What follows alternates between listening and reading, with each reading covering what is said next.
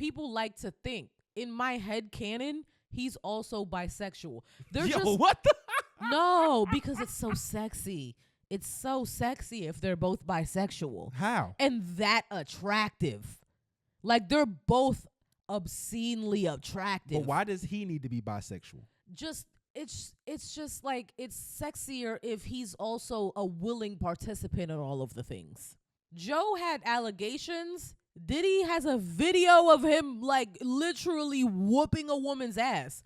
So I don't know why Joe would feel it necessary to go out of his way to defend Diddy because y'all aren't in the same box. Marjorie is like the white girl who like will finish the whole like 24 pack with the fraternity and then let them all take a turn. Like, she's like one of those kind of white girls. You know who I'm talking about in college. You didn't see them girls that would come up to the fraternity house with the white boys, down a few beers with them, and then let the guys take a turn. This podcast is sponsored by Graffiti Tax Services. For all your tax preparation needs, you can go to graffititax.com. We're going to put the link right here. It should be somewhere. And yeah, you can head to them for during tax season. And if you have any financial or tax preparation questions, head to Graffiti Tax Services. They're our new sponsor. Thank you to Graffiti Tax Preparation Services. That's it. We got some good stuff that happened in this space. So let me set it up here. We have my boy, Big Dub. Shout out to you. So go follow my boy Dub at the Dub Files. He did a space, man, and he brought a former associate of Joe Budden, Raqi. He brought her on stage. Let her do a little talking. Folks ask her some questions, just normal run-of-the-mill stuff. He ends up having Joe on stage. Doesn't really speak the whole time. So they letting her get her shit off. A lot of folks kind of question her, saying like, oh, what's the goal here? One girl even told her she needs to quit. She just needs to give up and just go incognito, change her whole rebrand, everything. So they really kicking her back in, dogpiling on her, and eventually he brings up Emanny.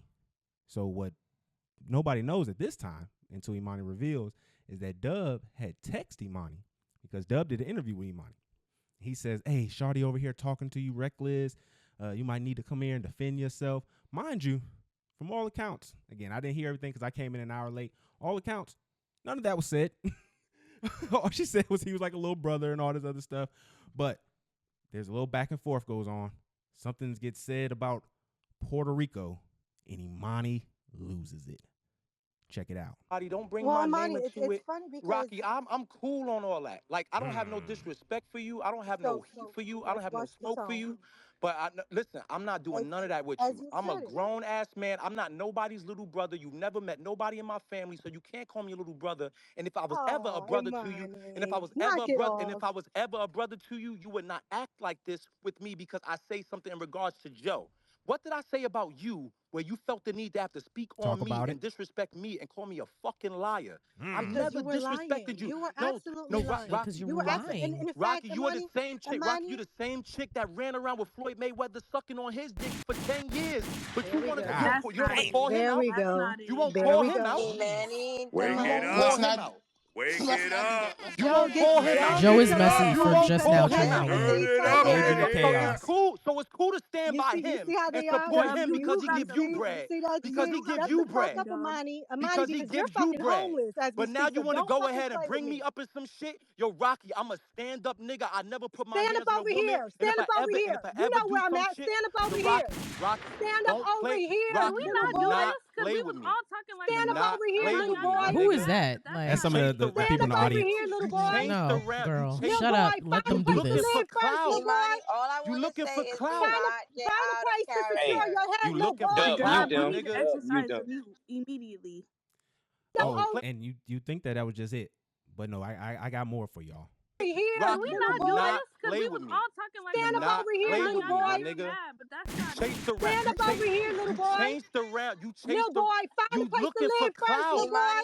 You looking for clout. She bodying him right now. This is when she started taking advantage of him. Exercise immediately. See, this wasn't cool because Doug was just muting her. Live, little boy. Nigga, I got. I know you stand up, bitch. You got this shit together. You, sir, Raqi, you can't stand because you ain't got a place to fucking Raqi, stand on. you have So to get do a not you, disrespect Raqi, me, you Emanny, have to get a life. because you know where the You fuck have to I get a am, or life. you can come Your see whole me. life is revolved around talking about other people's lives. What Get the your fuck own. do you think your pussy Get ass your is doing on own. that podcast Raqi, now? Raqi, I'm gonna For show you fucking pussy. Scooby I'm gonna show you snacks. pussy. God You- bless. Where is Hey. she from? Because She's the from way New York. she said puss ass shit, that was not a New I think York. she is. I don't know. I could be That wrong. was not a way a New York said puss ass. Like what? She sounded like she's from the South. So just to give a little bit more context, Raqi, like I said, she used to formerly work with Joe, especially when he was doing like the Love and Hip Hop shit, She probably like is early from New Love and Hip Hop. Joe, when he was really just needing to come up, Mm-hmm. which I like to say, I've said before, I was how I became a fan of Joe, was because through the Love and Hip Hop. I thought him, Peter Guns were some of the best television that was out at the time. It was very interesting. I wouldn't say I was a fan of Joe one bit the whole time he was on Love and Hip Hop though. That nigga frustrated me. That's why I loved him. That's why he was my favorite character on there. He I just was got like, all the women. I would probably domestic violence him. The level of gaslighting and just everything that he was doing on the show, impeccable, masterclass. But we got to talk about this space a little bit because there was some violations that's going on, and as a WeWork member, I have to speak on it because Dub, you were wrong. You silenced a black woman on stage. You even brought her down, but I did say something to him in the DMs. But we can't have that. You got to leave her up. You got to let them go at it. You got to silence everybody else. When you get into a space like this, you got to hold it down, Doug. But man, like I said, this was an impeccable space. I was excited the entire time because this is what I revel in. You know me. I enjoy when the mess is going on, when everybody's talking about each other. We get revealed. I didn't know this about Floyd Mayweather. I didn't know she was down with Floyd Mayweather.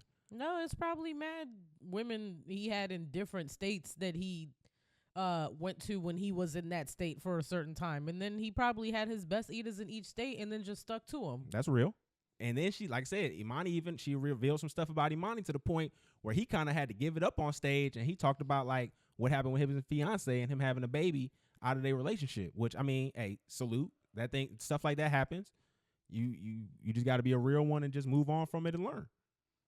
Yeah. And so I'm not like I said, I'm not here to judge nobody. That's why she was calling him homeless. I just think this is just excellent content, excellent spaces. This is what happened, baby. This is the side effects of a parasocial relationship. You know, we give y'all $25 a month and you give us the tea on spaces. This is what you pay for spaces. This is what it comes down to. No, you don't pay for spaces. Okay. No, but this ain't the Joe Budden podcast. This is what all the everything culminates to these big, epic points like this. Okay. And it's just so crazy, man. Like we're so blessed. We're blessed to have such drama like this, especially on a Wednesday when we know we're going to record. A lot of stuff be coming out on Wednesdays before we record. Hey, I appreciate it. And like I said, I'm going to speak up for Dub because people were calling him a messy boots.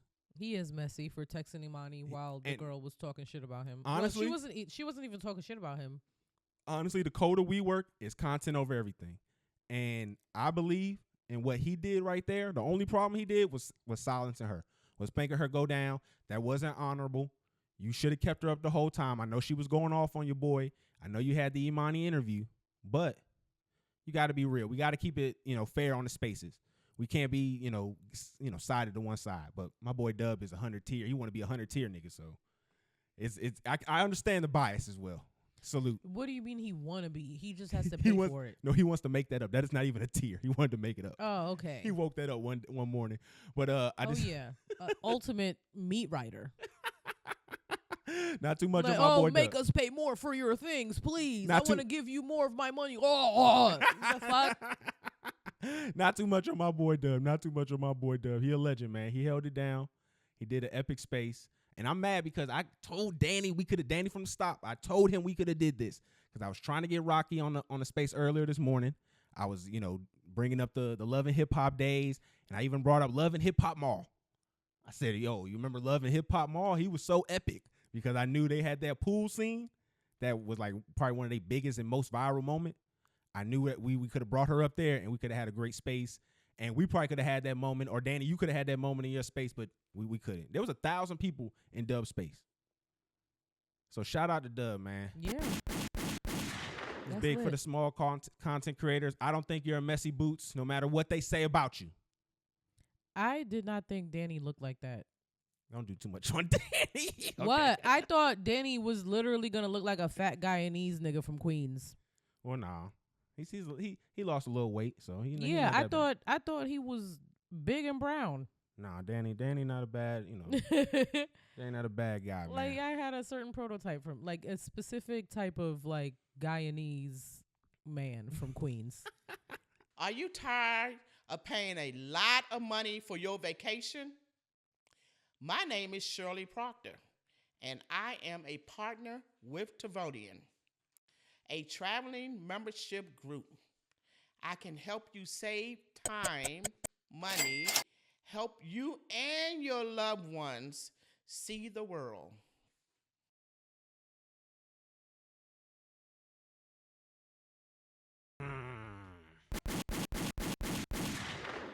I think you kind of figured out my little theme there.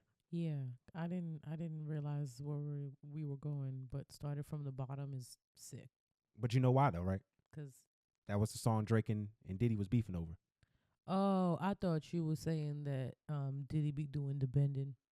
Okay, there we go. All right, we are now listening to Talk F&F TV. I'm your host, Rhetoric, and I'm with my lovely and amazing and gorgeous co-host, Miss Reality. Hi, guys. All right, man. It's a hard. I come to you with a heavy heart. Like, this isn't things that I enjoy discussing, even though I love the drama. I love the mess. This right here, when it culminates to things like this, it's very uneasy. So we've all seen the video. CNN released, unfortunately, a horrible video that included Sean Puffy P. Diddy Combs assaulting his then girlfriend Cassie. She was literally trying to escape. Like, she had a bag, she had a hood over her head, and the way she was walking, like, she was really on a mission. And then she almost made it. Like, she almost made it. She was right in front of the elevator. And see, that makes me think of when I was in this space, and I'll talk about this a little bit later, but in this space, one of the girls said, why didn't she go for the stairs? Victim blaming. Horrible. No, I know, horrible. But, like, just to kind of I'm sorry, you can go. I just feel like the video is so crazy because he literally, like, not only did he lay hands on her and, like, she fell to the ground, curled up in a fetal position, so she's used to this. Like, she just assumed the position, and then she was like, let me just protect whatever I can and just take this, which horrible. Like, it's literally terrible. I mean, it starts even just at the beginning of the video. So, like, you see him charging down the hallway in a white towel and pink socks, coming full force. Like, you can already tell he was probably in a compromising situation, or he was asleep or something like that. And so he immediately jumps up, and his violence is completely on her mind. Yeah, that's the only, he like sees red immediately. Like, whatever. he's just running down that. And like I said, it felt like a Tyler Perry movie. Like, it looked exactly like how he describes Tyler Perry it. movies don't even be this dramatic. Like, they don't even be making the dark-skinned men in Tyler Perry movies this evil. Nah, when they he did stalked Diary of her a Mad out. Black Woman, Diary of a Mad Black Woman. He literally, like, so he's like, she's on the ground, and then he begins stomping on her. Before he even stomps on her, I don't know if he pushed her on the ground. To me, it looked like he cold cocked her. He hit her. Like, no, I'm talking about like he punched her in her shit. Yeah. Like, and that's what made her fall on the ground. This wasn't like he shoved her on the ground. No, he didn't shove her. He hit her to the ground. Struck her straight into her face. She falls onto the ground, like you said. Not only does he kick her once, he kicks her twice. And like, those being part of this, like, some of the sickest stuff in there. And then he literally drags her back to the hotel room. Before he does that, like, he put insult to injury. This motherfucker adjusts his towel, because mind you, the towel didn't fall at all. I'm thinking to this, like, what the fuck is going on? He ends up tucking the shit in there extra tight, is able to then grab the stuff, and proceeds to try to drag her down the hall. He did. He didn't try. He successfully dragged her down the hall. It was just, oh my God. Like, around the corner. And just the fact that this is in a public area, there's other people in these rooms that could have heard this and came out. No fear of any kind of immediate consequences at this point. Like, what kind of individual do you have to be dealing with to where you can do something like that? That publicly? That's how you know when your abuser is getting close to either accidentally or on purpose unaliving you, is when they're not afraid to whoop your ass in public. Like, it was just a horrible thing to just have to see, and just to see it just being played back and back and back, and just everyone's reaction to it. Just seeing people having to take back statements. Slim Thug, you should be ashamed of yourself. Because why did y'all release statements going against this woman in the first goddamn place?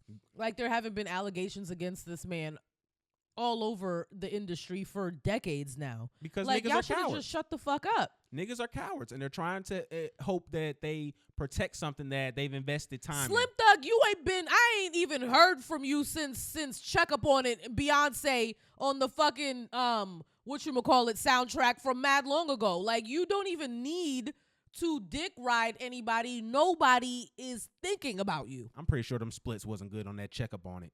I'm pretty sure he not getting shit. I'm just saying, that's the last time we really heard from him for real. I'm just saying, it could that's be the first and last time that me as a New York bitch had heard from Slim Thug. As men, we have this problem where we think that because a guy is in the vicinity of money, that's gonna mean that's gonna help us get into that same vicinity.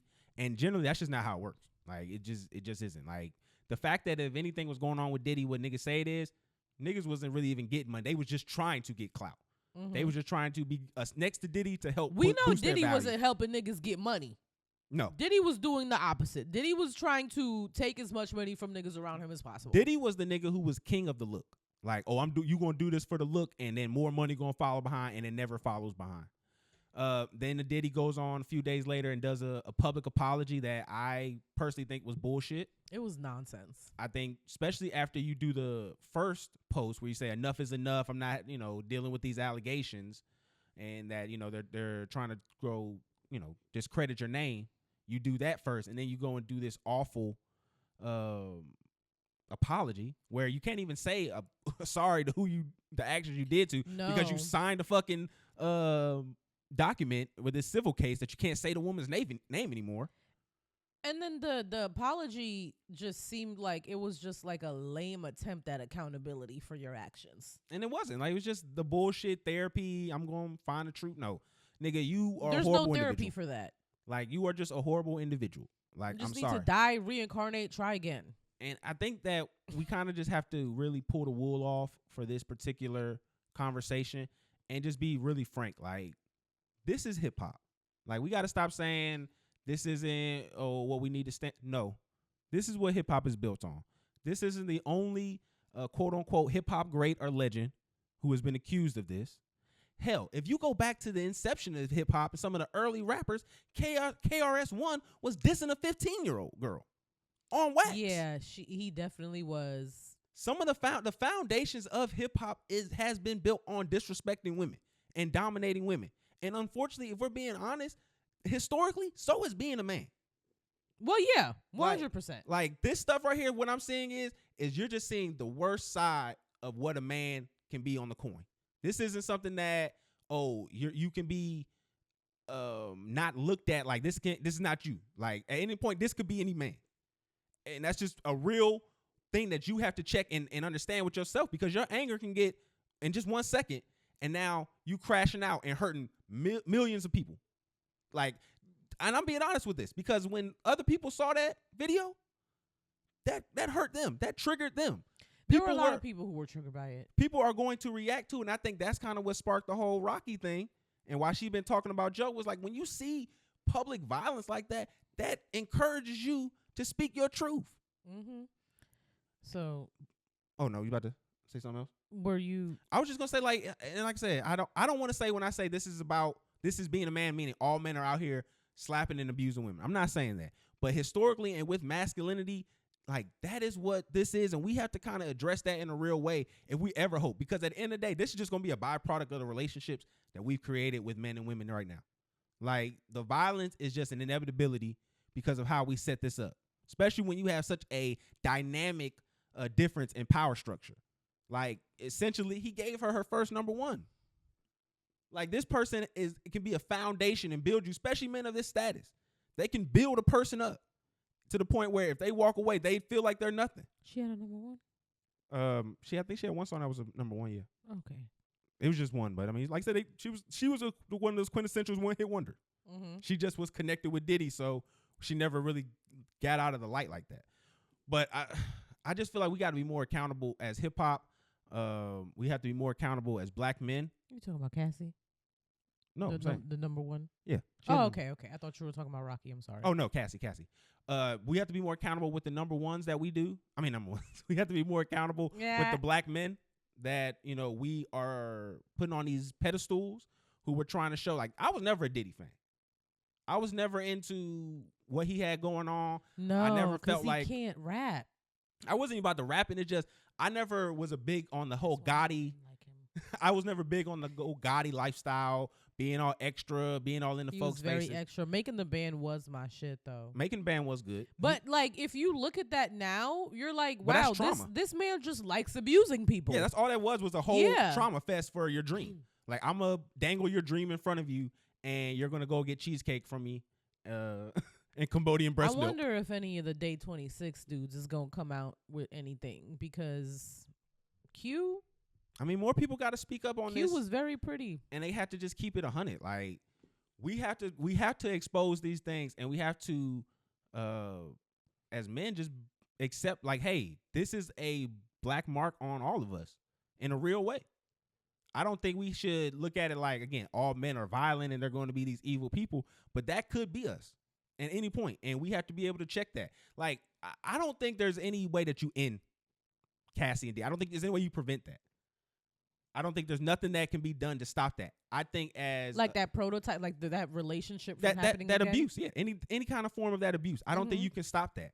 I think what we have to do better of and advocate more for is the authorities to have more power in these situations to kind of help protect victims, and we need to have a better and more thorough investigation process, because we need to hear out women in these situations and also still try to be able to protect their anonymity in a way.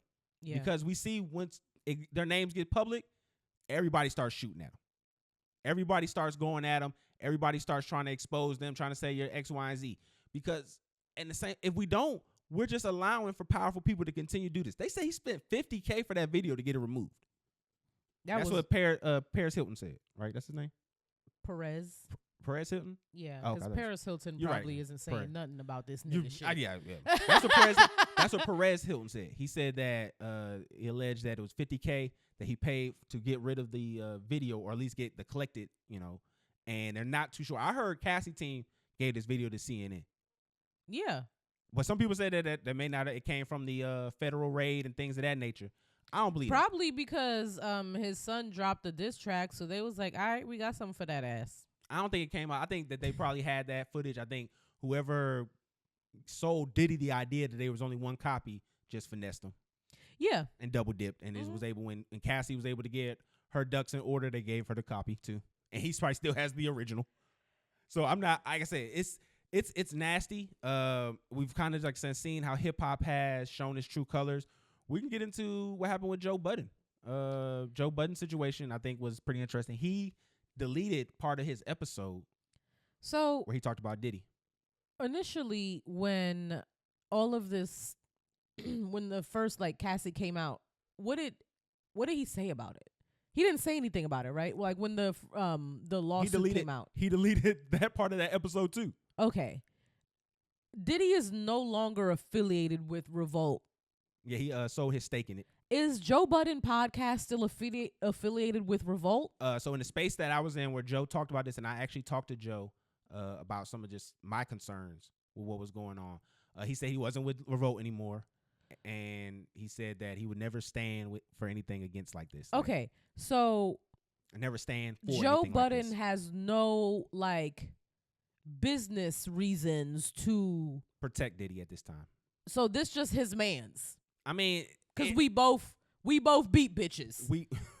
Okay, so that's what I wanted to kind of get into. Allegedly. So that's kind of what I wanted to get into with what you were saying. So do you think that Joe, somebody who's had allegations, because this has spurred, again, like we said, when one woman talks about this, a whole bunch of women start to come out and talk about their situation. Not only has Raqi came out, Tahiri came out again. and has been speaking about this. She's been very adamant, about the abuse she suffered. Yeah. Joe's response was sick. Should we read that? Yeah, we can. I did want to read it. Really quick though. I don't. The Joe had allegations. Diddy has a video of him like literally whooping a woman's ass. So I don't know why Joe would feel it necessary to go out of his way to defend Diddy, because y'all aren't in the same box at all. We don't have a video of you beating Tahiri up. So you got it? Yeah. Okay. What you doing? Tahiri's or his? I was gonna read both of them. Okay. Do you think? So, Tahiri said, this whole shit took me out. So hard to watch. So sorry for Cassie and every other woman who is currently going through it or has ever gone through it. It's tough. And then she said, fuck out of here. Who? The irony. This is so triggering. I remember Joey throwing me down a flight of stairs, dragging me back into the house, and me having to talk to him into letting me go. So, before I read Joe's response, you remember what that lady said about Van Lathan? Yes. And how he like told Diddy where Cassie was. That was Raqi. And told Joe where Raqi was hiding. No, Sin. Sin. Or was it Tahiri? No, it was Sin. Yeah, and so Joe has allegations of like being abusive to more than just Tahiri. Oh no, well, before you read that, what Joe said, Raqi had posted a list of names on her story. She posted. She named Tahiri, Sin, Kaylin, Yaris, Shireen, Audelia, I think that's how you say that, Esther, and then etc. Audrey, is that Audley? Audley? Yeah, I think Audley. But yeah, so that was about 6-7 names. And then she put etc. saying that there's more people. So you want me to read Joe, or are you gonna read it? Are you gonna read it all dramatic like you always do? Yeah. I'm gonna read it. I was gonna read it like I had just smoked a whole box of Newports. No, I'll read it. Salute. You are a lying, failed gold digger that has abused, targeted, and manipulated many men. Outside of me, you lack an identity, which is why you tried desperately to attach yourself to me over and over for 15 years. The last time I saw you, I purchased a mattress from you, and you were happy you made the sale, petty. You were fine then. This nigga shady as hell. There was a night after Starlet 6 years ago where you invited me inside your new place. You were fine then too. You were on my body your entire last stint on Love and Hip Hop and tried your best to disrespect my son's mother in the process, Sin. I had to ask producers to keep you away from us like the cancer you are. Yet you continue to slight my name online because it's your identity. I don't speak to you or about you because it's low vibrational. Bitch shit. That was good therapy shit right there. You're a low-level Dykeman con woman that has been lying about, you already know, in parentheses, for ages. I pray you heal and move on one day. Hopefully, this is our last exchange. Prayers to all the real victims. To all real victims. So this is what I kind of wanted to get into. The 6 women on the list. Where do you think, in regards to having discussions on domestic violence, being critical of other men, because it's not just Joe. We got Charlemagne, who's had his allegations. The list just goes on. Like, it almost seems like you can't be a part of the industry without putting your hands or hurting a woman.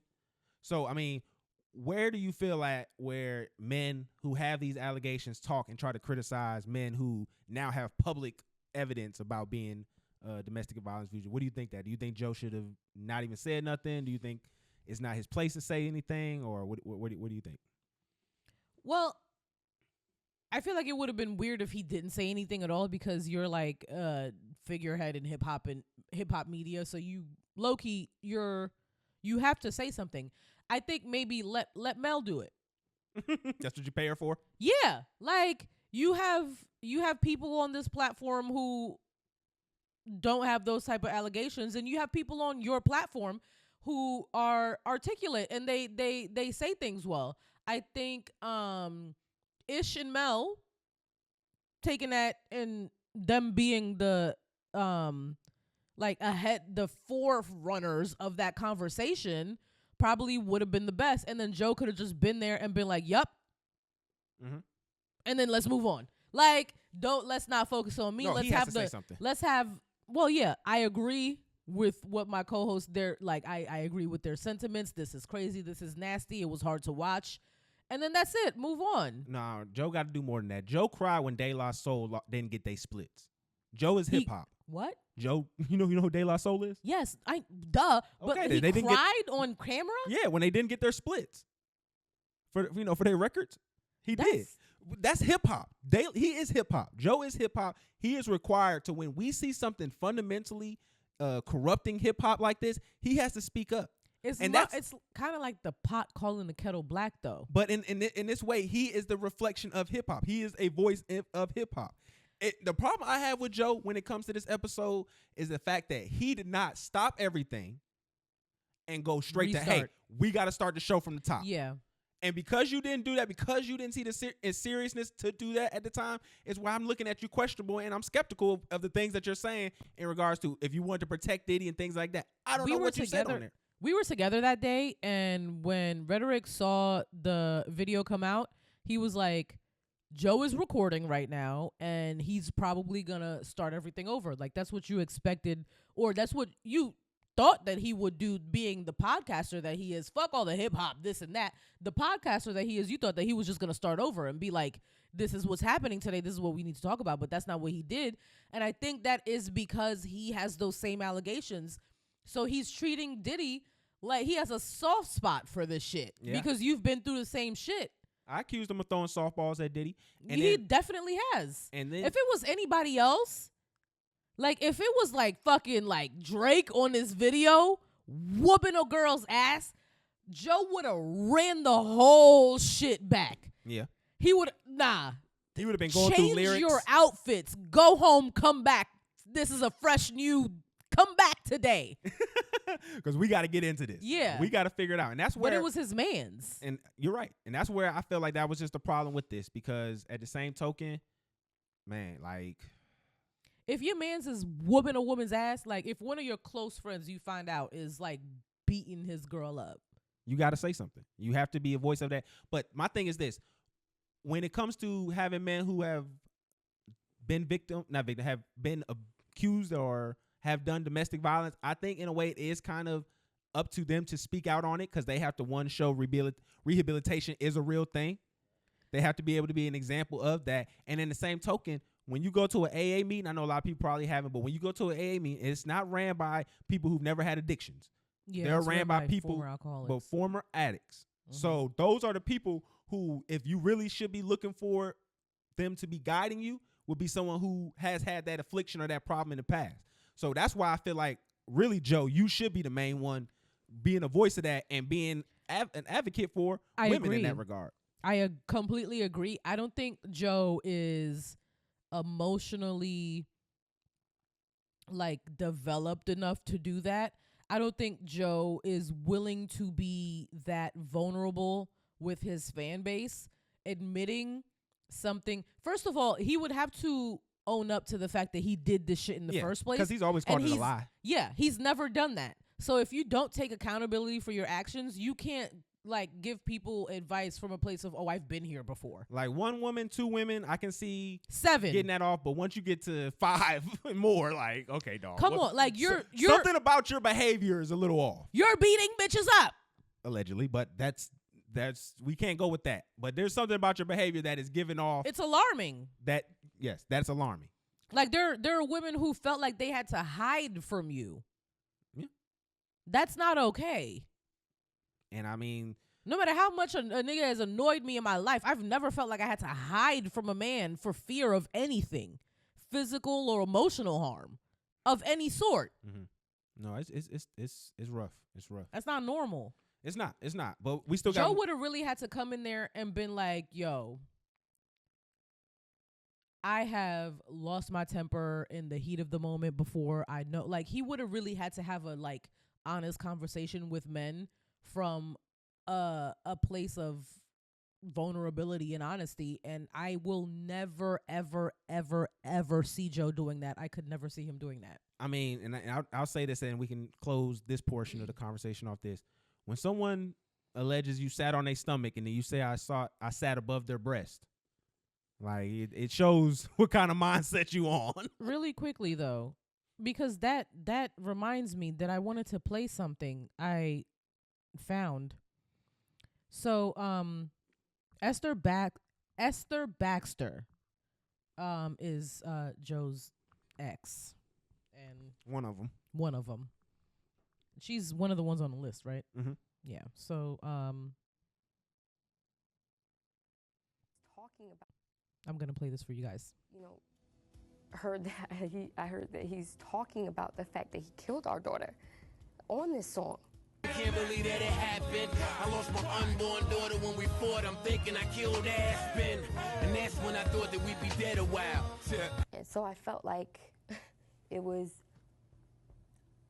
my responsibility to let everybody know what actually happened, the truth of what happened. I didn't cheat on him. We weren't together. We aren't together now.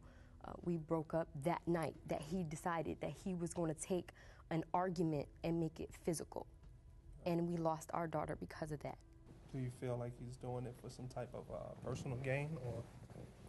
I don't, you know what, I have no idea. So, yeah, that's Joe Budden's ex, and she talks about they got in a fight, and she was pregnant, and she miscarried as a result of the assault. So, and then he rapped about it. Yeah, that was nuts. I didn't know that bar was what he meant when he said that.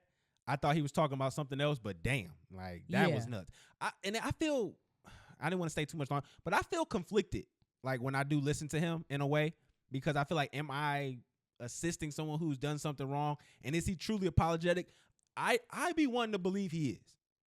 I think that I probably convince myself and tell myself he is apologetic of it. But then when you like said we talked about the shit that happened with the girl, was Good Mom Bad Decisions podcast recently, and it's just like makes bad decisions.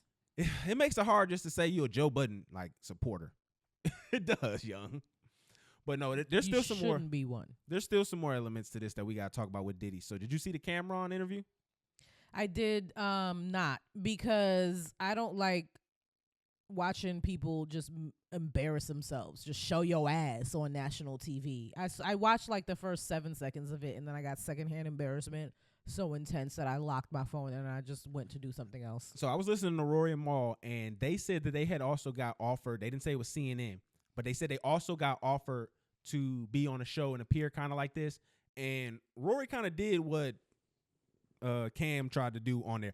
I just don't think Cam is tactful enough to do that kind of trolling that he was trying to do on screen. Like, I think he took like a shot while he was talking to the lady. He also was just very belligerent in regards to her questions and commentary, because they wanted him to talk about Diddy. Mm-hmm. And they wanted him to kind of go and have statements about that. He wasn't really having it. He tried to basically be like, oh, who signed me up for this and all this whoop-de-whoop kind of jazz. And I think he was basically trying to take a stance, was like, oh, y'all only want to talk to me because something's going on with Diddy and you want me to kick a black man while he down. I just don't think, especially with his history with the Bill O'Reilly show, he doesn't understand he is being used as a tool regardless of how you go up there and act.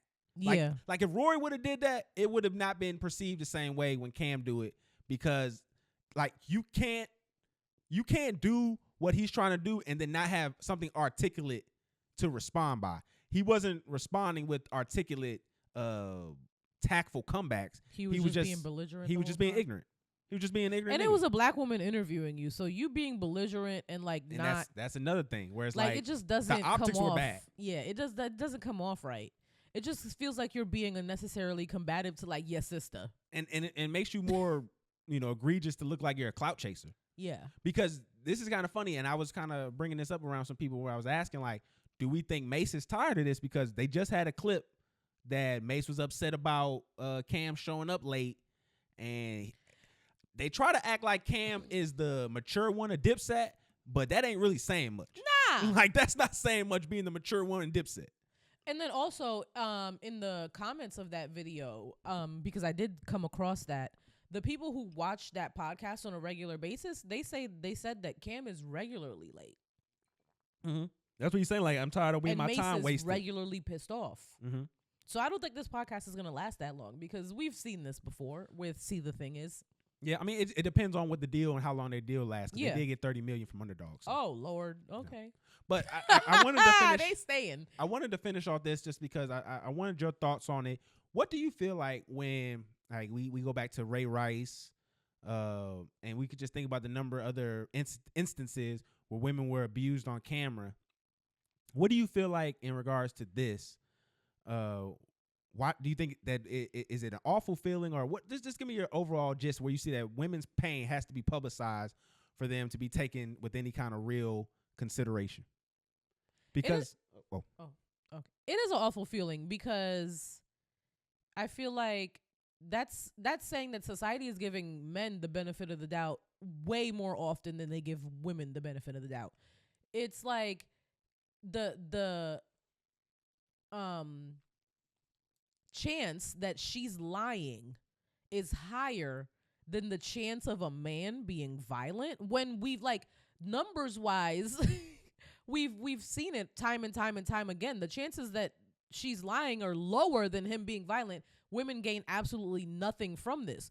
So it is like, it does hurt to see that like there are people who are issuing apologies and stuff. Like, y'all should have never said anything against or going against this woman and what she was telling us her story is in the first place.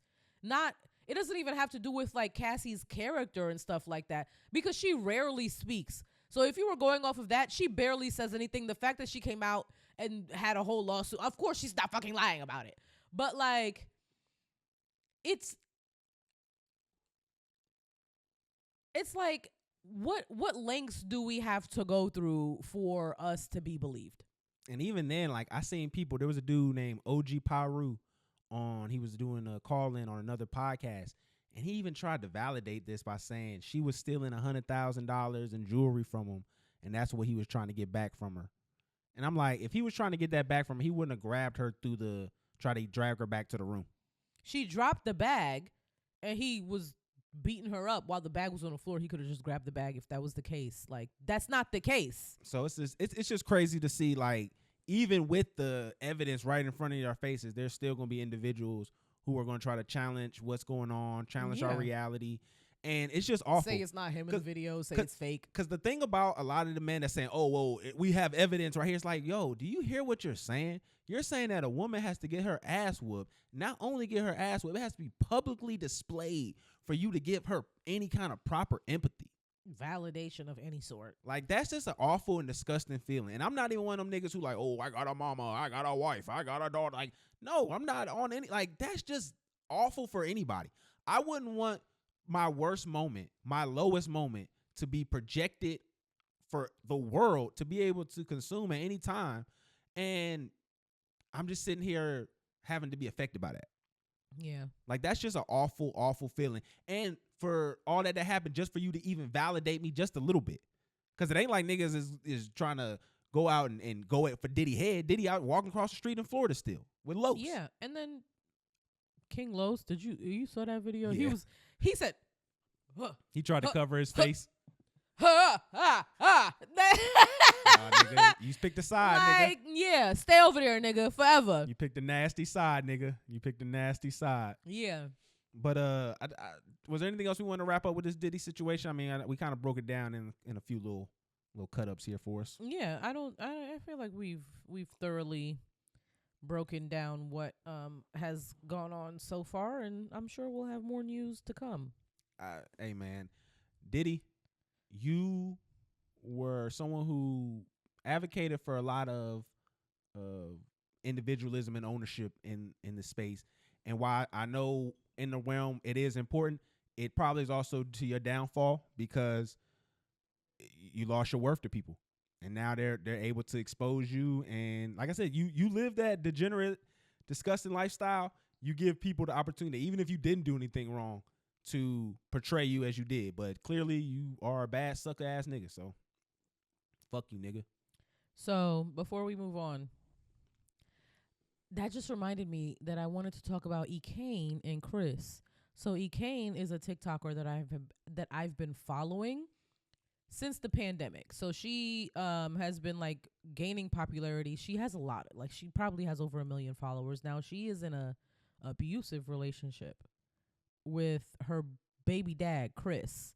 So we've been seeing her get her ass beat by Chris and going back to him over and over and over again, saying she's gonna leave, then going back for years now. He beat her up on live. I think that's what happened. I didn't see the video. She was like, she went on live. She was like crying. She was saying that she was like finally done. She called the police. Where is this at again? I don't know exactly where she lives. I've never like been 100% sure. Is it overseas? Does it feel like? No, they're black. They're African American people. So Ekane got popping on TikTok for telling us that she has over 90 bodies. Oh, this is who we talking about? Yeah. I seen her before. Okay. So since then, she's cleaned up her image a lot. She has a lot of like hair deals now. She's been traveling. She's like a full-blown influencer. She does not talk about all of the hoeing she used to do back in the day anymore. Chris is her baby dad. So he was like fully homeless, like bum, Emanny. poor, still is to this day. But he's like, apparently he's a really good dad. He's like, she's always like, oh, I can just drop my kids off. So yeah. So I mean, he's a really good babysitter, and I really say a really good dad. Well, yeah, he's a good. That's what she says. She says he's a good dad, and then she loves the dick, so she keeps going back. So that's why I wanted to. There are instances where like, because you said there should be like better parameters in place for women to get help, but sometimes women don't be wanting help, or women don't. It takes them a very long time to even know that they need help. Like Ekane she be coming on TikTok live with black eyes. I mean, and then you can see her, like you can hear her rationalize. She's like, I don't know what I did. Yeah. I mean, I wish I didn't make him mad. I'm so upset that I made him that mad. No, that's what she was saying while crying. No, you're right about the trauma stuff, but you also got to think about the stuff that she probably experienced with her revealing her body count and shit like that. Like, she probably feels devalued in the largest of sense. She said she's always been very transparent that like she did that because she had daddy issues and her father did not love her properly. So she was seeking male validation in a bunch of places that she shouldn't have been seeking it. Like, that's already been a thing that she has been going through before she met Chris. So like, it's just sad to see. And then I really hope that she gets to a point where like she wants help, because she doesn't want help right now. She was with the police. She was like, I hope he doesn't get arrested. I hope he doesn't get arrested. I love him so much. I'm so sad that I got him in trouble because I made him mad enough to beat me. No, I mean, it's a horrible cycle. Like, you kind of can't really address any one part of it just because like it's so late. That's why it's dangerous to kind of get involved in situations like that.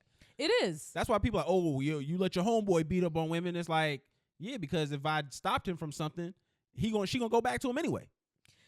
You have to wait until the person is ready for the help, because if they're not ready for the help, then you are just putting yourself at risk. Yeah, I mean, I had a situation like that where the girl threw a controller at my homeboy face. He kind of jumped on her. He didn't like swing or beat on her, but he took her to the ground. And like he was kind of like shaking her a little bit, and I had to grab him up off of him. But like if I would have stole off on that nigga, me and this nigga would have been fighting for a chick that they got back together a few days later. Yeah. So it's a part where it's like you kind of gotta stand your ground, and also just make sure at the least your job is make sure nobody dies if you are around. At the least. But I'm not gonna say you need to be somebody's superhero. Yeah. And put your life on the line. But what else we got on the list? We got to talk about someone who thinks of himself to be a real superhero. Former Marvel War Machine Terrence Howard was on Joe Rogan. It was doing the numbers, man. Like, the reason why I think it did as well as it did was because not only because of the stuff he was talking, but how he started this off. How? This nigga I didn't said- watch this interview at all because Terrence Howard gives me like secondhand embarrassment. This nigga Terrence Howard is talking about way his life operating, way his understanding of the world is. He said, I thought everybody, had this experience. This nigga said his first thoughts and memories start when he was in his mom's womb. You're a liar. And then, goes from there. Like his okay, earliest baby thoughts. boy, what the fuck? Like So like I said, there was some cap into it, but he was speaking to like some really interesting points because, okay, I'm not going to say I'm 100% on his side. I don't think he's right with everything he's saying, but I'm not going to point and say that he doesn't have a point. He doesn't have a point. He doesn't mark things that should make you question how we think about certain things. He is like the opposite of a flat earther. He just like everything is curvature, everything is round, everything is moving, and straight lines don't exist. That was probably like the biggest takeaway from this lecture that he was giving. 'Cause that's what it was. This was a lecture of how he's created and understood, his version of science and universe. So he says that he's been having these experiences since he was a child, and he would have these dreams where he would go into like this palace, and the palace would have all of these designs throughout them. And what he was looking at was different like elements of the periodic table. Like he showed one person's periodic table that's not like the box unit, how we normally see it, and you see it in school.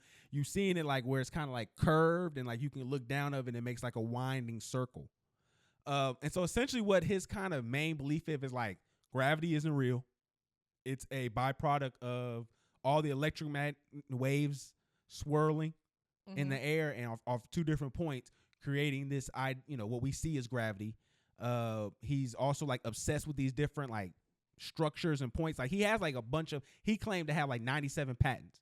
Like one of the patents he even said was supposed to be like a VR AR system that a whole bunch like IBM is all using now. And they looked it up, and from what I saw, they were authenticating like, yeah, they're using his patent for the VR systems that they're working on, and the AR systems that they're working now. So the nigga, again, might sound crazy, but he had a lot of information backing up what he was talking about. Like he goes into like this little flying structure he built, which is like, it's basically like 6 pentagons meeting at one point with a fan in it, and it flies. And it's like a drone type of idea. And his claim was this is a propulsion system that he developed that would help you go deep into space. Because what his argument is like pressure changes the closer you get to like the sun or different forms of not gravity, but once you get to the pressure of the sun. So basically what he was saying, like to go actually through space, you have to have a different type of propulsion system to counteract that pressure change. And he was basically saying his ideas, his science is going to completely revolutionize and change the world. He's talked about Tesla and other individuals who spoke on this, even some Einstein quotes that he went off. And I'm not saying that it's wrong, because at the end of the day, it's theoretical physics. So we're just making up shit of what we're going on. For real, it is. Like the way that they operate in science is the collection of observable math. I'm not math, but it's of the observable world. So what you're doing is, of course, there isn't a straight line. Like if you were to run a 40, right, and you ran it like every day, the same time, every day, and we had different tools to check your time, like a laser, somebody had a hand tool, somebody had a stopwatch. Like we all had different objects. Nobody's time would be the same. No. Everybody's time would be slightly different. And that's what he was kind of saying. What we do when we make these statements is we account for that. Like the straight line shit, he was like, there's no straight line. Even if you try to draw one, you look under a microscope, it's just a bunch of the circles you see. So, and what he's saying is that when we do the math of the world of physics, and I think that's where it kind of separates from that 1 × 1 = 2 shit. And what he means in that is like when you look at the world and you're trying to measure the world and the globe and the universe, we have to do it and include those curvatures and those inconsistencies, because those are the actual reflection of what's going on in a real tangible way, not the way we're doing it now. Basically, he was saying like all the models that we're doing now with straight lines is like a bad guess that's holding us back from our true potential. And I get what he's saying with some of it. My thing is, I see with his patents and some of the conversations he's had, it seems like he's very much so capitalistic in his endeavors. And I feel like what he doesn't understand is the reason why, if this is true 100%, the reason why no one's going to take this is because you are inherently damaging the market. Like, people are doing this because it creates things that need to get replaced. It takes things, more and more information. It creates capital. And with your model, it doesn't seem like it creates capital unless our new capital is going to be adventure and, operating and trying to understand the world on a fundamentally slightly level. Because he was just dissing like common science. He was going at his head. It was insane. Like, all the stuff that he was talking about. I wasn't too mad at it. It was one part that I thought was really funny. He talks about his current wife and how she saved him. He said, before her, I was toiling with my thoughts to use this information that I'm creating to destroy mankind. And she helped him and turned him back into it. This is very cinematic. Yeah, it's insane. Like, they even had one part where he had like a guy he'd been working with, and they created this model that basically showed Saturn with its ring, with the hexagon at the top of the planet, in a model with no gravity. Like, they created basically a video where there was no gravity to be used, but we could create this planet from the information that their math showed. Oh. So, I mean, it's interesting stuff. I think that if you do get a chance, you should listen to it, because it's not. He also talks about another thing called the ethereal. And he's saying that's kind of like what's part of us. That's really what's moving everything in reality. Mm-hmm. And that's the part that they're ignoring. That's the void that they're ignoring. Because he talks about this too, where it's like dark matter, dark energy. All that stuff is like what we put in there because we've determined it can't be anything else. Like a deductive reasoning.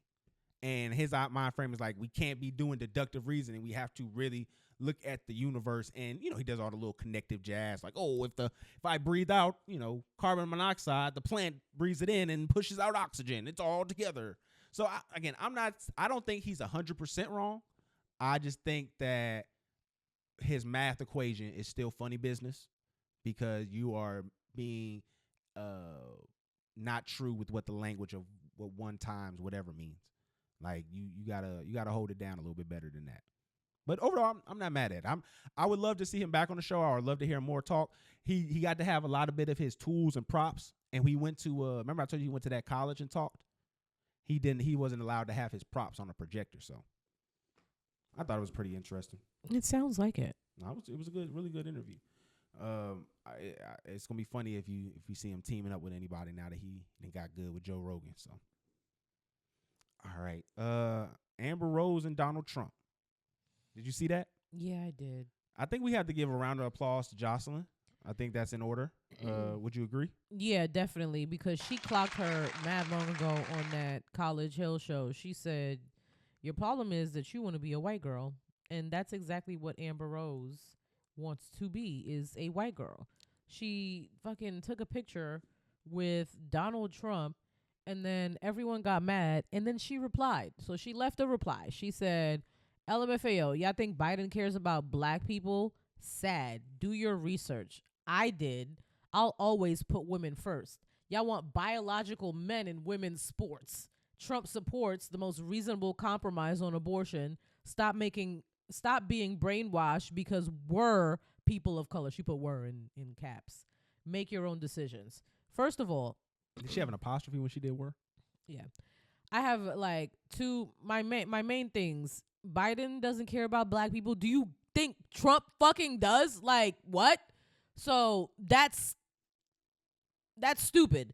And then you call trans women biological men. So not only are you a dumb bitch, you're a transphobic dumb bitch.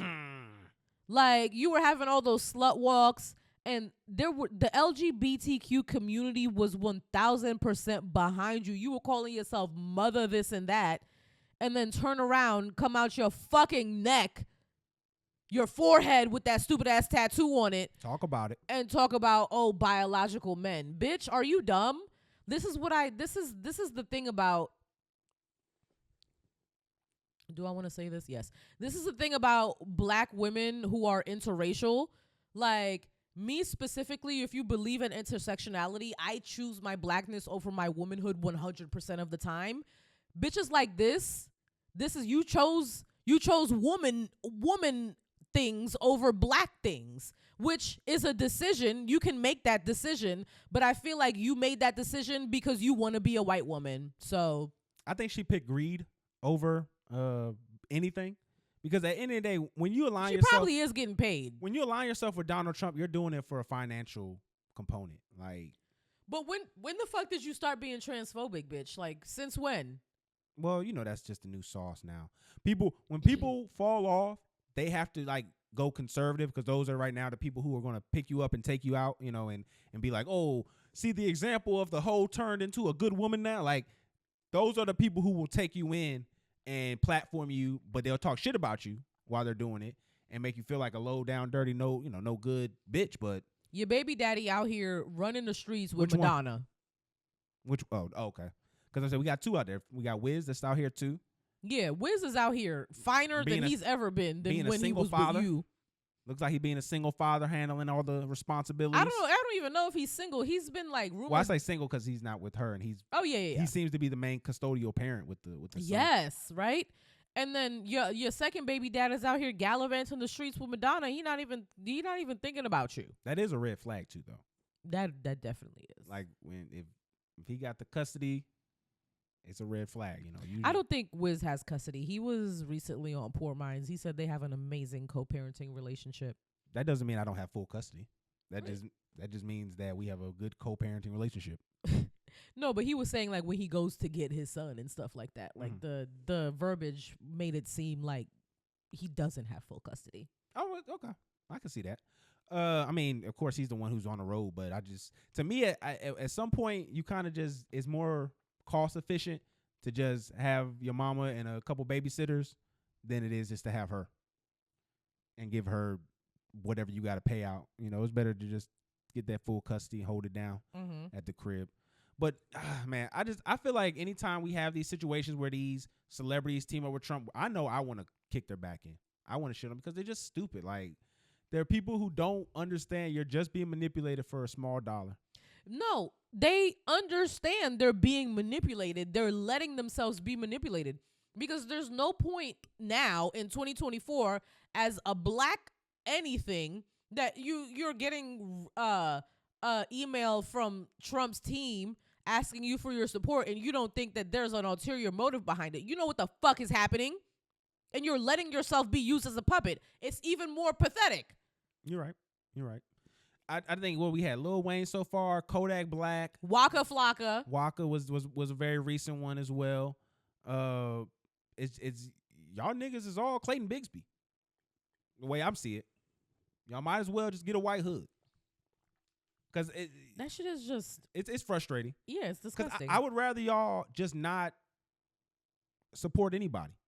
Just don't support anyone and vote what y'all want to vote, rather than be so disingenuous and saying that somebody's trying to support a community when he's not. Like, y'all would just be nigga bugs if y'all wasn't rappers, celebrities, and shit like that. Like, y'all would be just a bunch of black specks that he would want to walk over and not get too close to. Yeah. All right. We got to talk about your girl, man. We got to ask the question, what does it mean to be a girl's girl? So Victoria Monet, there's been allegations that her baby daddy was stolen from another woman. Yeah, apparently, I think his name is John. Yeah, this is the guy that we talked John about. John Gaines is his name, I think. I didn't forget what y'all did to him. Apparently he had a fiance when he met Victoria. I think it's hilarious that Twitter's general reaction was, if the man can get stolen, that's where he belonged in the first place. They're like, that baby is beautiful. Ain't nothing I could say about that. That's her man. If my nigga got stolen and then everyone was like, yup, he got stolen into the place that he belonged, I would fucking just not horizontally. That'd be your vertically. 13th reason. Yeah, like what? What do you mean? And then so apparently the tea is that, like, she didn't know. She invited him to a music video in Africa to like be her like supporting man? And he was like, immediately yes. And then went over there, and then that's it. That's it from then on. So he was Derwin Davis, is what you're telling me. Yeah. Drew Sidor told him to come to the video shoot, but he didn't go back to girl Melanie. Nope, he didn't go back. He never went back. He never looked back. And then look, like Victoria, they're so gorgeous. Like, she's bisexual. People like to think, in my head canon, he's also bisexual. They're what the? No, because it's so sexy.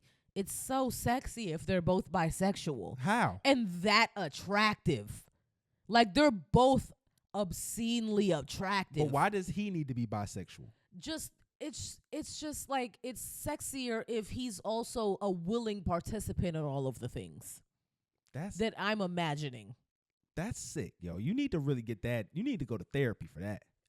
No, I don't. You need to go to therapy for not thinking that bisexuality is generally sexy, because everything is on the board. Everything is on the plate. Why would that not be sexy? Hey, you need to go to therapy. Just because there's chocolate and fish on the board don't mean I'm going to eat everything that's on the board. Okay, but men and women go together better in sex than chocolate and fish. Yeah, but you said it's more like you know what? It's more like chocolate and cheese. You know that Brazilian hot chocolate that's the cheese is on the bottom? You're like, this is going to be disgusting, but it's actually not. I don't see why. I don't see how that could be, but you have a different palate. No, this is not just me. No. You said it was your head canon. Yeah, but I got it from the internet. Y'all are a sick group of people on there. So do you We are. They're both so sexy. I don't give a fuck what she did to get him. That's your man. So does she lose girl status though? No. So you don't feel like stealing somebody's man is losing girl status? Once she found out that he had someone else and he left her. Well, we don't know the specifics of the story or whatever the fuck happened. You gave out a pretty good detailed. Well, yeah. But I don't know when in this that she found out that he had been engaged. Mm-hmm. You know? When she initially invited him out, she didn't know. Yeah, but I mean, once she found out that he was engaged and he picked her over somebody else. Sometimes you find out something that you don't necessarily love about a man, but you're already emotionally invested, so you gotta kind of just make a decision. I felt like that was a personal shot. That felt like a very personal attempt at shooting at me. Sometimes you just got to make that decision. And I feel like she eventually found out that information that he was engaged when he first met her, but like, baby, I broke that off. I'm with you now. And she was like, all right, whatever. See, now I'm kind of thinking about what that could be now with me.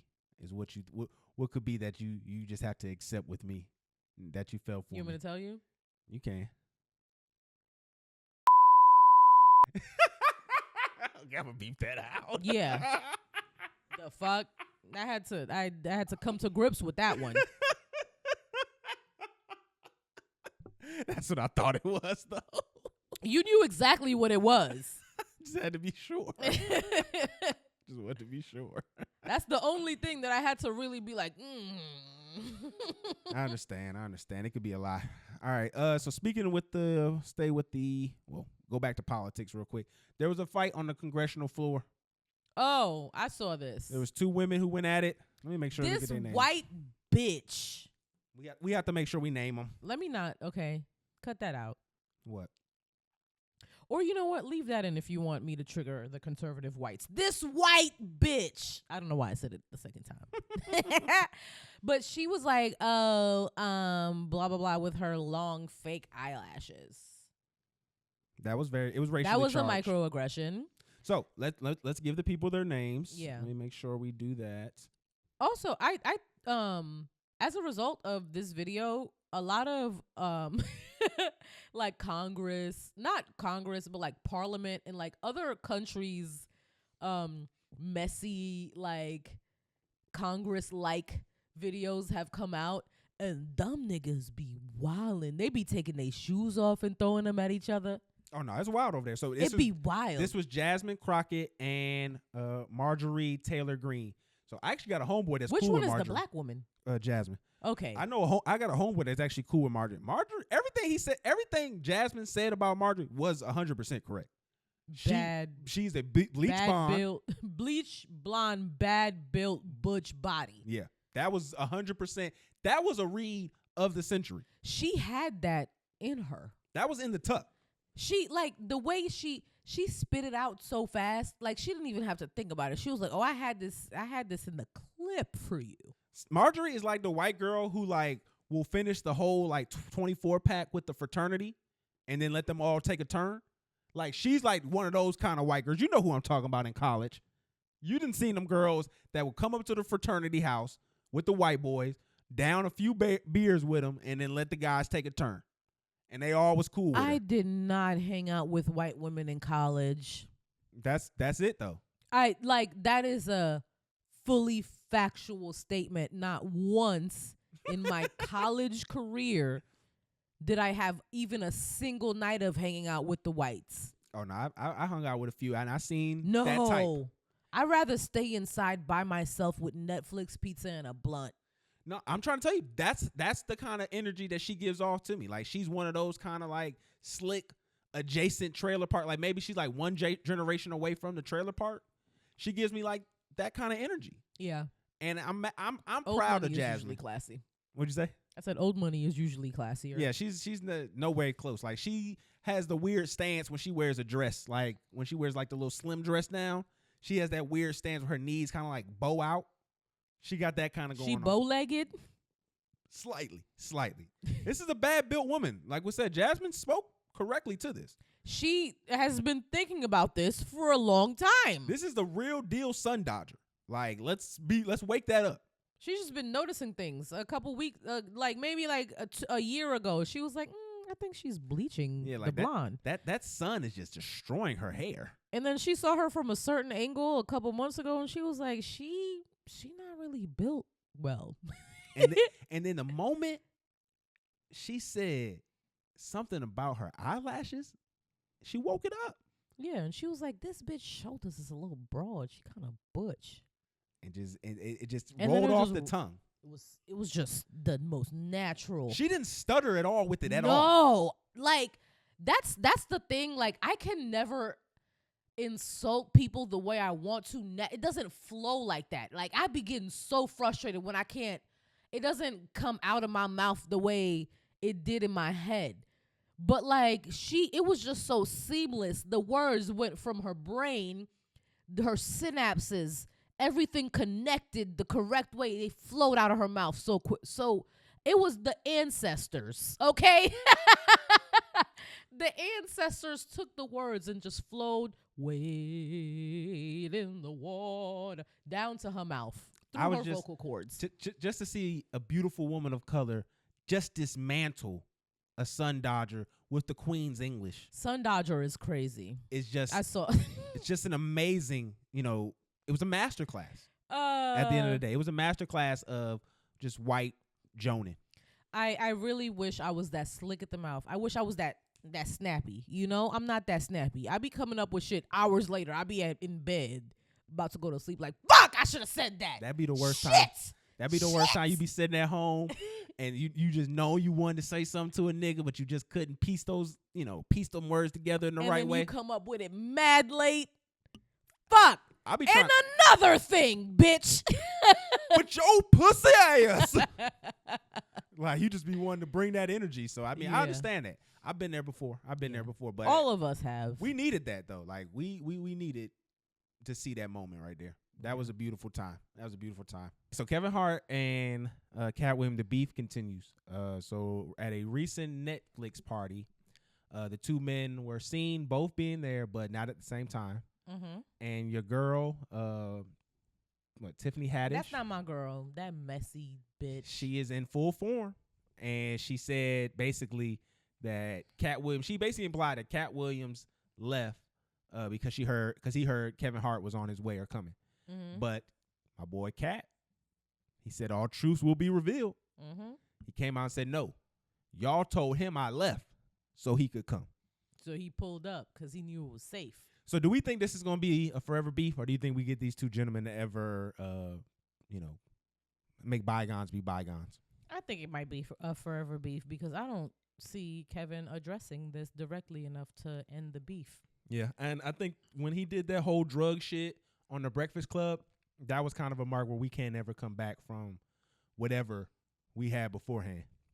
Because for you to come up there and put my, alleged drug addictions, even though he's never copped to him, his alleged drug addiction on Front Street on a national platform in that kind of manner, we can't come back off that. Even after we fight, we can't come back from that. Yeah. Because you just completely tried to belittle my brand, my personality. I got kids.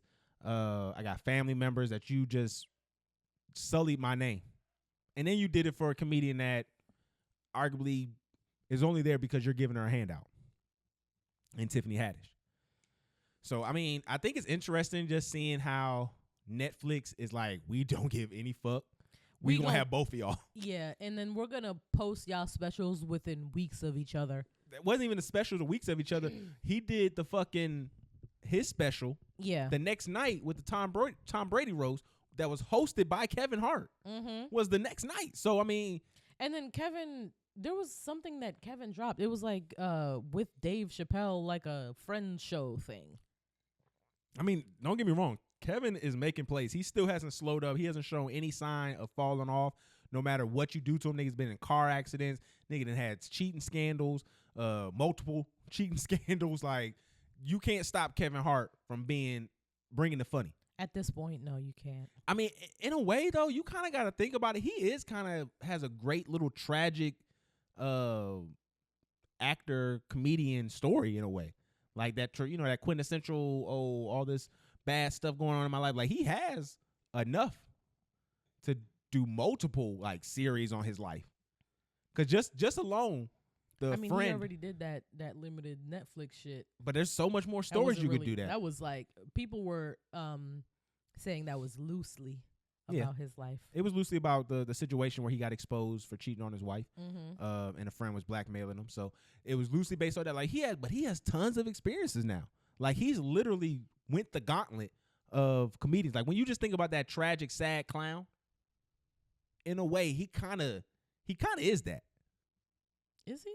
More than anyone else, because he's still going in front of the camera trying to act like it's all good, but you can see the pain. Like, there was a video where he was like, it was him, Usher, and Lotto, I think, was in the club, and you see like Usher looking tired and old.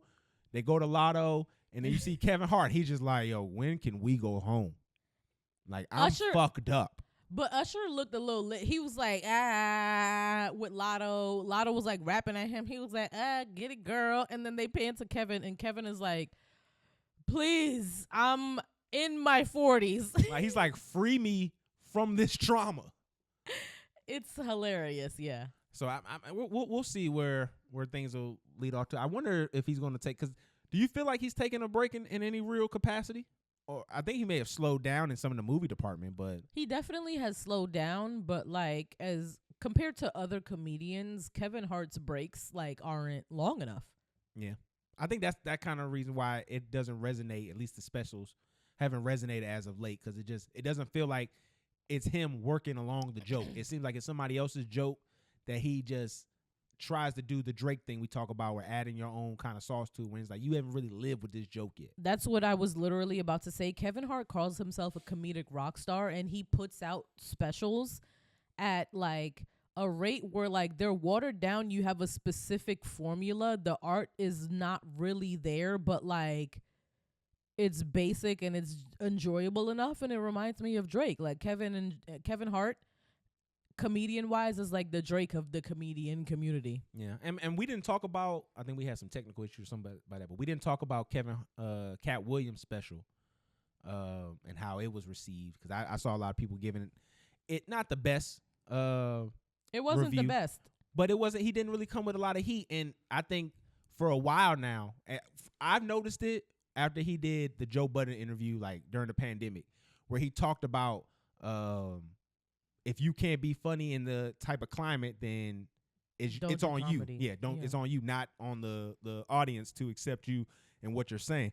And ever since that, it just feels like his comedy has been so watered down. He talks about, I don't want to get canceled and all this other stuff. It's like, I feel like Katt Williams' comedy, like if you look back at the best specials that he's had, his comedy has never been like offensive. I mean, it's been relatable. Some could say poor little Tank Tank was offensive. That's literally the only joke. I was just about to say poor little Tink Tink, but that's the only one. There's some other ones that's been close to the that edge. I can think of like off top of my head.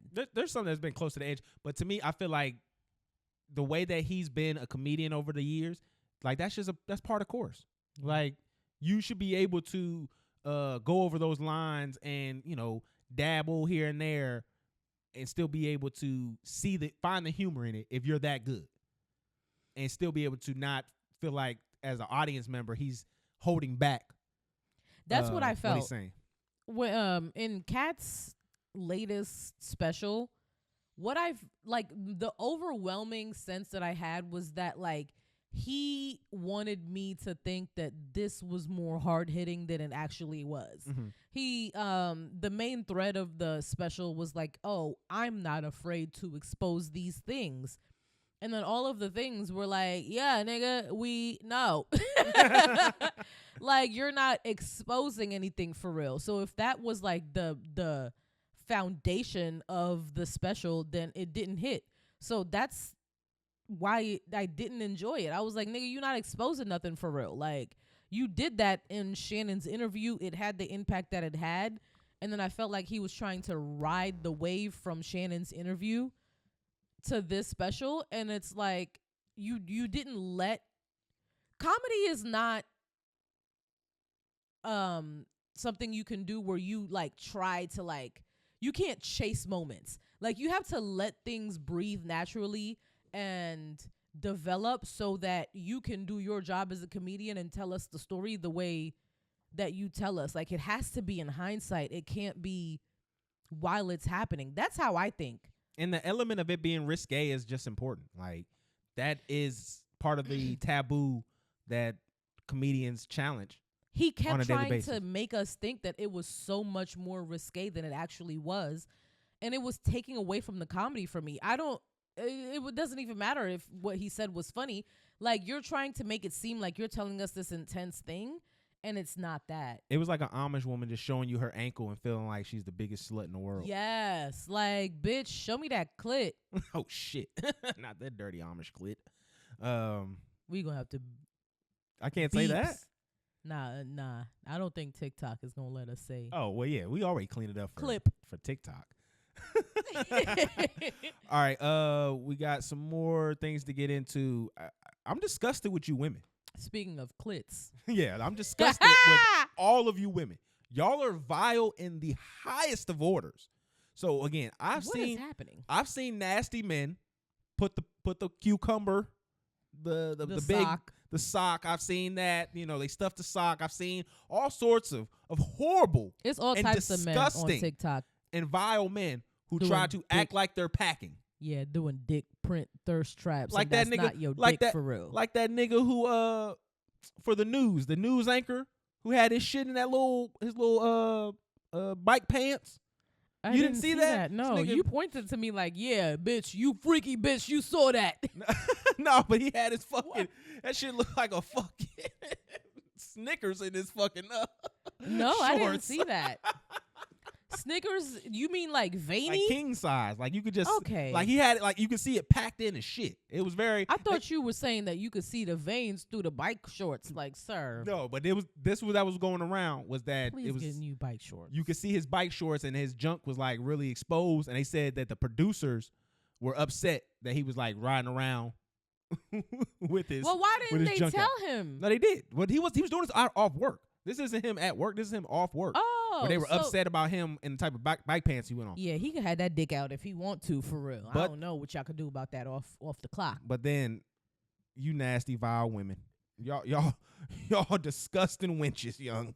Like I gotta speak Harlots? on this. Yes, in the nastiest of order. Okay, so there was a woman. There was a woman. Her name is Hi Alexis on Twitter. So she said she drew a little thirst trap thing where she shows that she's, trying to get a little 6-pack, but she's got a moose knuckle. All right. Oh shit. That thing. It's very pronounced. It's gnarly. Can we even put that up? I don't know. I think I'll try. I might just have to put like a little moose knuckle above it. But she has a very pronounced moose, what do y'all call that? That's moose knuckle, right? What do y'all call it? Camel toe. That's a very pronounced camel toe in those gym shorts. Like, it looks almost like her shit is like, when you was a little kid and they had a little thin film you could put your face through? Yeah. That's what it looked like her clits do. I just want to go like that. Like, it's literally like a Inappropriate. little pinky pointing out of her pants.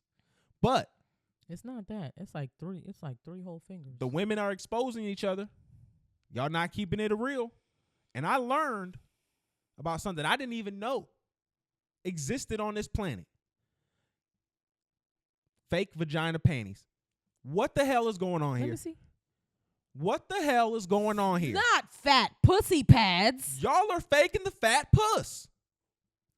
It's insulting. Y'all are gorilla grip grifters. I like that. Wake it up. You guys are doing disgusting things in your pants. And it just can't be acceptable. When did because I've been seeing this on social media in general for a while. When did all of y'all get so obsessed with having like big juicy fat Megan pussies? Megan Good showed that. It's been a thing for much longer than that. Since when were just like the general girl on social media, you just want a big old fat pussy. And if your shit is kind of like that, like, you probably got too much testosterone going on in there, baby girl. Let's just be honest. Might be a hormonal imbalance. That's just for the clit, not the like labia majoras. This shit right here got it all. Because that's what you're seeing. It's two sets of lips. I think the majora is the outer set, the set that's the bigger set. Yo, that should be mad pronounced. Why is your clit erect at all times at the gym in leggings, ma'am? Please. Fair. They got an extra large clit and a medium sized clit. Like, what are we talking about here? All right. Wait. Let me see. This is vile, and y'all need to be exposed. Oh wow. So they have like a pair that's just like the slit, right? And then they have the pair that's like pronounced. So if you want like labia, minora, majora, and clitoris, they got that too, which is crazy. Like, having a variety of different pussies that you can apply at any time, it's disgusting behavior. When did this become a thing? Like, that shit looks like D-Way. D-Way used to have these little training packages or these training pads that you could put on and practice and work out in. That's what that looked like for a vagina. What is the end goal when you go out with this on? Like, what do you, regardless of which gender you're trying to attract, you want the attracting party to be like, ooh, I want that big juicy lip. That's what I want. I want that pussy. Like, what? I don't understand it at all. I'm trying to figure out, what do you do when you got you a nigga that is fully engaged on mouthing that big moose knuckle? You pull it off. And then he Shut sees, the fuck up, Brett. He sees that fake ass bullshit you call a vagina underneath. That big mouth thing? Yeah. That big ass moose knuckle. That is just the most vulgar language that we have. You mouthing that big moose knuckle. But then he takes off your clothes. We are going to have to block our parents. That's an attached clip. Like, what is he? I would be upset. I would be too. Like, if you into that, and then you see that she faking the funk, you gonna, like, as a man who likes a fat pair of lips lower, I feel like when you take them off, he'll probably be able to notice. Yeah, he's probably gonna feel it. Or not. I might be giving men way too much credit because they don't be knowing what's happening down there anyway. See, that couldn't feel like that could happen to me because, like, part of my method of assuring that I'm getting consent, like, I'm already touching you prior to us even doing anything in that area. So I'm gonna know what's going on. Like, well, what's up with this extra padding around your cooch? Like, what you got going on down here, Miss Lady? This extra padding around your cooch. You know what you sound like? Talk about it. You remember that video with that little boy? He was like, "You need these for your butt." For your butt, you the pads. He was like, "You need these for your butt." That's what you sounded Your like. little boy voice is fucking sick. And like, it makes sense why they always choose women to be the kids in shows. Like, it's just so on point. You're a fucking grown ass woman. Shout out to Regina King. Hey, there's a lot of people. Bart Simpson. She was a woman. Oh wow. A lot of yeah, people. it was really. I was shocked that Huey and Riley were both voiced by a black woman.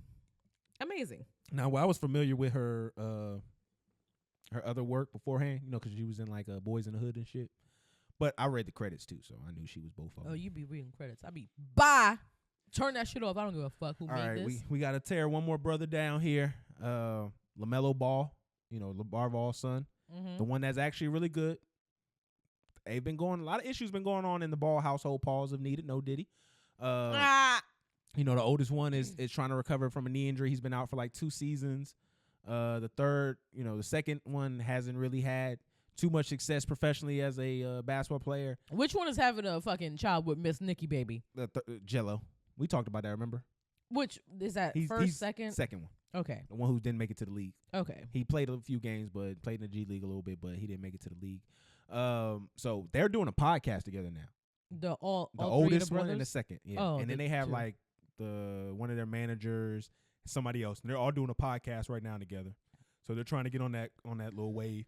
Oh, Lord. They need to have their father on that podcast. That's obviously the star of the family. The fact that he wasn't Y'all on wouldn't be episode nowhere. 1 is sick. Like that should have been done episode Y'all 1. would have been nowhere without that man. That man needs to be the main host of the podcast. It needs to be his podcast, and y'all need to be the supporting team. But they said because your dad is the star. But I think they're saying they're kind of in the outs. There was a lot of business situations that happened. And with their father? Yeah, so they're no longer with the BBB, the triple Bs, and all that stuff.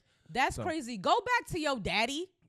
I mean, at this time, you got the big contract, Lonzo. Yeah, but he got y'all that big contract. Go back to your father.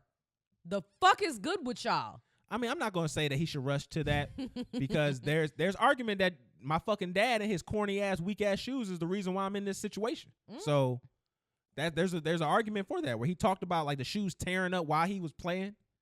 Like, so there's a lot of that where it's like, I don't think him and the dad are 100% on good terms. And I think a lot of people don't realize that. But I wanted to say this what's going on with LaMelo. So LaMelo has been in the news. There's been a mother who has alleged that he hit her child with his car. So the way that the article wrote this up, it said that basically allegedly the child at 11 years old, at the age he's 12 now, walked up to the car while it was at a traffic light. Him and a bunch of other fans were attempting to try to get autographs. LaMelo then looks down at them and scoffs and speeds off without signing anyone's autograph. In the process of doing so, he strikes the kid foot, breaks his foot, and he also injures his back when he falls down. And so the mother right now is trying to sue LaMelo Ball for I have a list of questions. Wake it up. So immediately when I heard this, I said, he's at a traffic light probably. Like, he stopped. Is he at a traffic light? Like, is he at a red light and a bunch of people rush to his car? If the light turned green, y'all need to move the fuck out of the way. Y'all are hindering traffic. He needs to go. Okay. So I want to Right? Second, really quick. If he this is a child and he's in a car, of course he's looking fucking down on them. The only way he can fucking look at the child is if he physically looks down on them. So let's throw that out the window, right? That's not a thing. If he scoffs, that's okay. Fuck these kids. I'm fine with that too, honestly.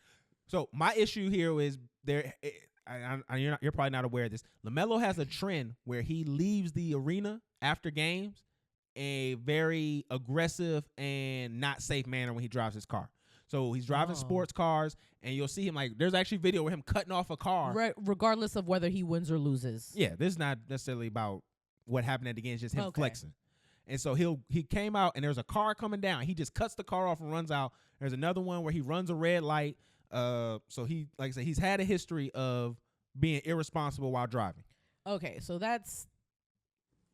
he's just an irresponsible driver. He wasn't being a dick to the kid. I feel like the mom is trying to stress that maybe he was being a dick to the kid, but you just you need, the only thing you need to stress is that he's an irresponsible driver. Yeah. Because if he ran over the kid's foot, if it's a red light, it turns green, and then he just immediately speeds off without making sure that everyone backed up, that's a completely different story, you know? Like, you should have made sure that everyone backed up, and then you speed off. But other than that, fuck them kids. Like, why are you... teach your children not to run up to cars in traffic, first of all, regardless of who the fuck is in the car, because that's weird and that's dangerous. And then, LaMelo? Yeah. Yeah, you need to look around your car and you need to calm down. Hey, look at here, little half and half red nigga. You need to be a little more safer when you out here driving, okay? Them damn kids and them damn fans are the reason why you make all that exorbitant amount of funds that you make.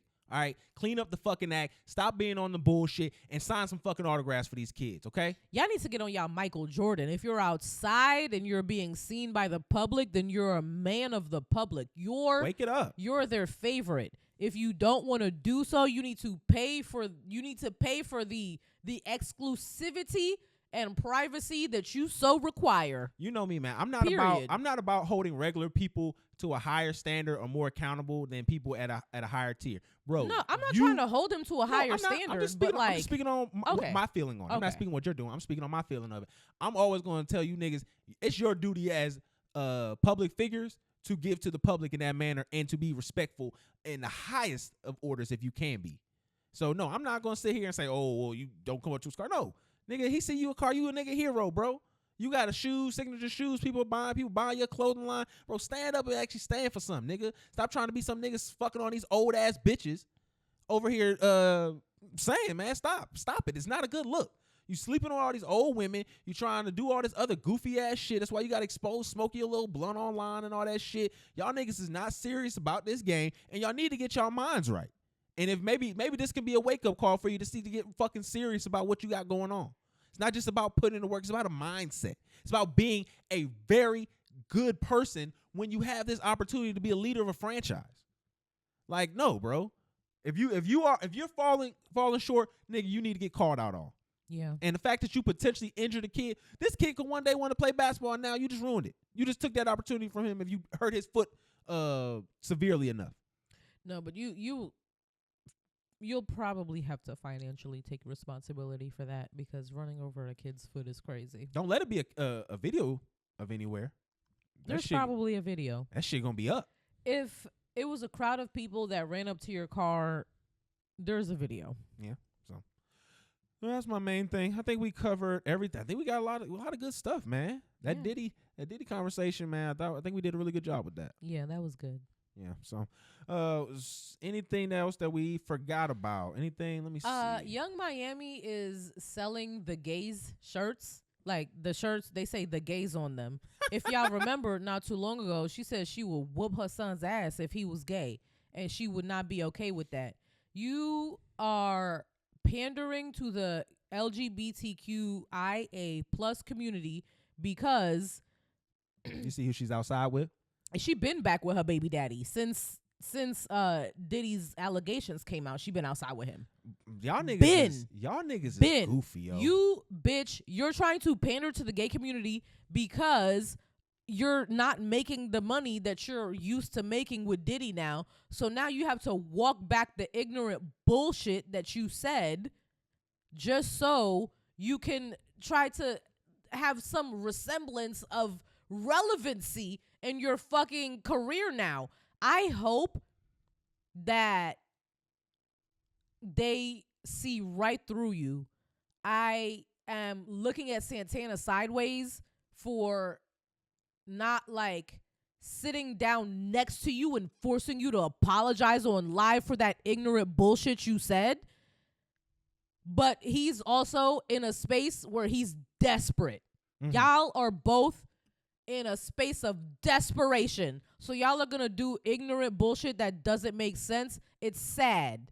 No, for real. And JT is dancing all over you. She got hits after hits. She's doing the damn thing. and her solo career is going to take off.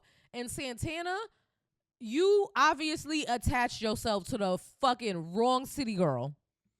And y'all are both going down, Young Miami and Santana. Southside, you looking real suspect, man. Because like I understand trauma bonding. He probably fucking pimping her or some shit. Well, hopefully you're making a coin, because I can understand trauma Because bonding. Southside makes a lot of money. I can see trauma bonding with a chick in regards to her being your baby mama and all that bullshit. But like, I'm not bringing you back around me once you already been high tier slut. Exposed material. as a full escort. Like, escort. We have a daughter together. You look goofy. I mean, didn't he put hands on her or something? Did she say he hit her or something? I've never seen her say anything about him. Okay, but I just know that that's just a stupid and horrible look. Like all I've seen is that like maybe he cheated on her or some shit like that, but that's it. That's just goofy behavior, bro. Like you taking her back after she done got her miles ran up by the rich nigga. Like that's ludicrous. She shit. was in Dubai getting shat on. Like, probably allegedly. You taking your pissy baby mama back is disgusting. Like ain't not enough cleaning that you could do for that. It just ain't. Like for me, I couldn't. I would do. Hey, my 13th reason. I'd rather pick that than take you back. Shout out to JT though. You're again for like the quadrupleth time on this podcast. Your solo rollout is amazing, and I'm enjoying it very much. And I hope you all of the success and like prosperity in your career. Did you see Megan and Glorilla in New York with Cardi? Yes, I saw that. They were all like they were cute and whatever. Meg and Cardi are just such like glamazons compared to Glorilla. Like she's getting there. But yeah, I saw them. Did you see the fact that Cardi couldn't even keep up with her own lyrics? She was struggling. Cardi is done. Like Cardi looks like it hurts for her to breathe. Like everything, like movement is not fluid. She doesn't look like a dancer anymore out there. First of all, her movements have never been fluid. She had stripper movements when she first was coming out. She could dance and flow. Like there was plenty of choreographers that were saying that was the one thing that surprised her about her was the fact that she was able to catch on to the dances. Okay. Like I've never seen this that, but performance right here was ass. I never would have thought I would have seen Cardi B give this kind of performance. She looking like a bumblebee in the little suit that she got on, and she got too much work done. She can't breathe. Like she can't enunciate her. She can't even keep up with the lyrics. Like the whole time she's like 5 or 6 paces behind where the song is. Yeah, I don't. That shit is bad, yo. We was just bigging up the girls and their performances like a couple months ago, and just to see that and you being one of the top women out there, that's trash. That's trash. Cardi hasn't dropped the album in 6 years, and now it seems like her label is shelving her. Like they're not trying to push for her anymore. Dua Lipa is on the same label, so they're genuinely putting way more power, marketing, and money behind Dua Lipa. She's doing way better. So Cardi B seems like she's being low-key about to be shelved, and Nicki is cackling. Yeah, Joe said that she looked like she's scared to put out another project. So yeah, and the song she just put out seems like people were saying that it seems like that song is probably from the project that she was supposed to put out during like the pandemic time. Y'all need to, this is what happens when artists chase like a moment and they're trying to do like the tactical thing instead of just like feeling the music, making your art and just releasing it when you feel like you've said what you needed to say. That's why I like artists like Kendrick, Cole, Saba, Schoolboy. Like, I don't need you to drop consistently. I just need you to drop like quality when you do. So I feel you on that. And I feel like Cardi just missed her moment. She overthought and now it's done. Yeah. No, you're right. Like I said, it seems that she had an opportunity. If she really wanted to take this shit serious in regards to the music, she had that over the last few years. She should have gave us an album at some point, at least now. And I think 2024 is the last year that people will run to the high numbers for a Cardi B album, and I think she's missing. She needs to just drop something. She needs to drop the album, It's like it needs to be At full this point. throttle, regardless of like, stop fighting with the label and just take what they give you and just drop it, because I don't know what the fuck else.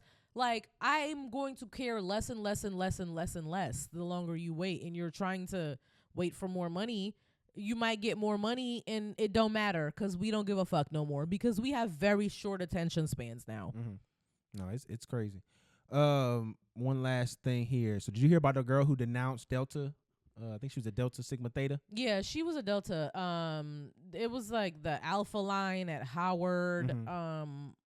And she denounced because of like religious reasons. There have been like, I don't even think it's worth bringing up because neither of us are part of the D9 organizations. But if you feel like you don't want to be associated with the letters anymore, then you just stop paying your dues and you stop wearing the letters. There's no reason for you to go on a public forum to bash this black institution for religious like it's just, to me, it sounds like fucking nonsense. No, she's exposing it for what it slick is on the low. It's a cult. Like, again, she's doing it for religious, like she's trying to go to her other cult. But yeah, at the end of the day, this is a cult.